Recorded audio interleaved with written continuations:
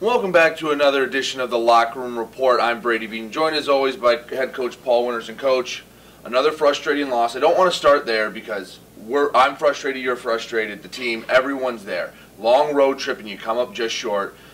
It can weigh on you. How is Coach Winters the person doing? I mean, is there something you do to try to maybe take your mind off it, or are you just getting back to work? How are you handling some of the frustration? Because I've been in the locker room with you when we've had seasons like this, and it's tough. And it feels like the season can drag on, but you have to find a way to escape it and not let it snowball. How are you handling that? Well, you know me, I'm staying positive. Right. And I'm also looking for the next game. I think that we have a young football team that you can see just watching the game that everything is a learning experience. You know, there are examples where Josh Kolka learns about when to slide, when to go out of bounds, and everything else like that. He hadn't played a lot of football, and we've got a lot of guys that haven't played a lot of football. So really, I'm more interested in what we learn and how we grow through this process, because I look at this young football team and I think, well, there's great potential. The game up at Michigan Tech was a close one. You had a few leads in there. Obviously, after you start off with a pick six and then you come back and score the next 10 points, not the best start you wanted, but you had to have been proud of how your kids responded. I was very proud. You know, lesser teams after the pick six just kind of fold, you know, because it was the first third down. And that really happened because we dropped an easy pass on second down that wouldn't have, you know, none of that would have happened.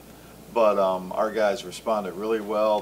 They came out and attacked and went right down the field and scored and got the ball back and scored again. And we just, you know, at this point, we just got to keep doing that. It felt like both sides had flashes of brilliance, I guess I'd say. The defense, there were times you go out and they go 1, 2, 3 punt, you're feeling good, and then you get a score you need to stop, and it's a 70-some yard touchdown, and a drive at the end of the game. You see flashes where the defense can do what it needs to do, but then you also have times where you really need the stop and they can't quite pull it through. Well, unfortunately, you talk about that 18-second drive. You got to down the ball. I don't care if you're out of position or if somebody made a mistake. You've got 79 yards to get the ball down. Get the ball down. Think about it. If you drive and you take a 10-point lead, you just don't let them score within a minute. Right. You know, and I think they had a 1-minute drive and a 18-second drive. Just make them drive the football, and if they score, they score. We're still up, and everything. We just, you know, you can't give up big points like that. I'd be remiss if I didn't mention Myron Harris and Kendall Williams, especially in the second half.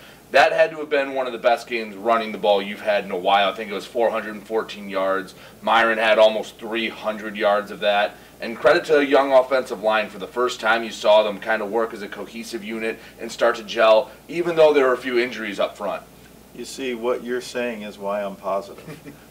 You look at those young offensive linemen, and Blake Bustert was our offensive player of the game along with Myron, and Sam Weibel was really good, and this was his second or third start. Those are things that get you excited about the future. At times, those guys, those two young guys, one's a sophomore, one's a freshman, were dominant. And you think about that, and the two sophomores that were running for those 400 yards, you know, the future is incredible. The one thing I like personally what you did is when you saw Myron Harris had it that game, you just kept feeding number 7 because it felt like you gave it to him. You were moving the chains, whether it was 1st and 10 or 2nd and 1. Yeah, he had 36 carries, and Kendall had 11. So between the two of them, you know, 47 carries is pretty good. And when you're able to run the football like that, and you think about it, we had 2 interceptions. So you did really, at that point, you're like, we're not throwing the football anymore. We're just going to try to run it until they stop it. And they, you know, fortunately for us, they didn't really stop it until the end. Well, a team that's going to throw the football is Davenport. You're going to the west side, taking on a Davenport team that can put up points. They came back from a deficit against the Michigan Tech team you played. They just went up to the Superior Dome and beat Northern Michigan for the second time, this time in overtime. Talk about Davenport, because I think one thing that Warrior fans are going to find out is they have a good explosive offense. Yeah, they have great receivers. Their quarterback is very poised, very impressive to watch. I think our encouragement comes from the fact that Northern Michigan really did a good job of stopping them. I mean, they scored 27 points, and that was in overtime. And, you know, you just have to be able to play good defense. Excuse me. You have to play good defense and control the football on offense, and I think that's the plan. Going back to Davenport, it seems like a yearly tradition that we always go to Davenport. I think since they've been in the GLIAC, they've been here one time, so it's a place you're familiar with, unlike Tech. A lot of these kids have played here before and should be familiar territory, although a much improved team from a year ago.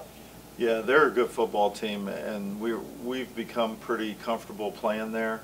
We kind of have a routine there, so it's not like home, but it's also not like it's something that's foreign to us like the Michigan Tech trip was. So hopefully we'll be comfortable and we'll feel confident.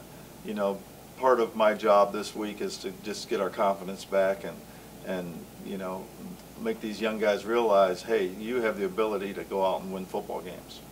Well, Coach, thank you very much for your time. Good luck at Davenport. All right, thanks. He's Coach Winters. I'm Brady Beedon, and you're listening to WDTK, The Patriot.